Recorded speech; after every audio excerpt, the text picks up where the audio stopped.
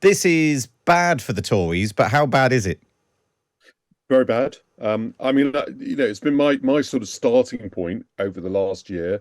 Certainly since the Liz Truss government, even before that, is that the Tories would struggle very hard to win the next election, and that it was very possible that they'd end up with a really substantially bad result. And I think this vindicates that.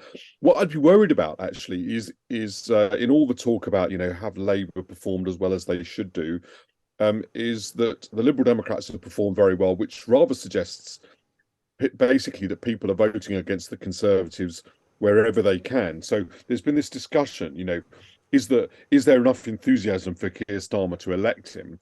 And what these results may suggest is that the motivating force in British politics isn't enthusiasm for anybody, it's antipathy to the Conservatives. And that is very difficult for a political party to overcome, especially in what is a relatively short period. It doesn't dictate the next election result, but it's pretty indicative of it. And what could Rishi Sunak realistically do about this, Danny? You've been in the Tory party in the good times and the very bad. Once this starts to set in, and like you say, it seems like you don't need a pact between the opposition parties if voters are sort of sorting themselves out. If you want the Tories out here, you vote Labour. If you want the Tories out over there, then you vote Lib Dem. What realistically could Rishi Sunak do in the next year to 18 months, do you think? So my view is that the first thing is something he should not do. He should not assume that it's possible for him to win the next general election, because what that will lead him to do is to kind of make desperate lunges in a hope to affect the situation and instead end up making it worse. He has a strategy at the moment, and that is to try to produce for the country some calm, competent government. It's hard for him to do, hard for any party to deliver, particularly hard when the economy is in such a position. To slowly improve the conditions of people's lives, he should carry on doing that, devote his attention only to that, not be distracted by the idea that some amazing initiative can necessarily wrest the election back from Labour, because it may not, that may make things worse. I concluded with what John Major did when I worked for him in the last year and a half. It may be that because we failed to accept it was very likely we were going to lose the next election, we did all sorts of things that possibly made the defeat worse. So I think that the right way for him to look at it is, am I doing the right things for the country, improving the country as best as I can? Am I providing calm and competent leadership? And for the Conservative Party to recognise he's the best that they've got. The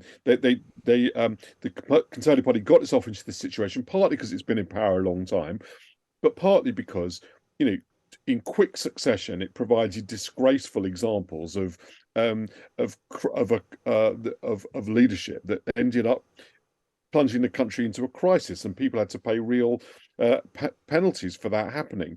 And of course, the electorate doesn't easily forget that and may not forget it at all. But the best thing you can do is to try to do the opposite of that, provide calm, competent leadership. Just finally, Danny, you talked about the risks for Rishi Sunak and thinking, lurching into thinking he can do things to win the next election. What are the risks for Keir Starmer, do you think?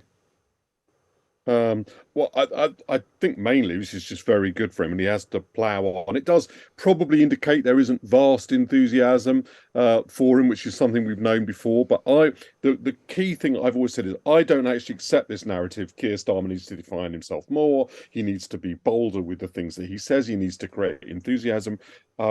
He does need to do that in order to be able to govern, but he probably doesn't need to do that in order to win the general election. What he needs to be is safe, to resist doing big things that frighten people, that make parts of the electorate think Labour government would be really bad for them, so they need to resist it, whatever they think of the Tories.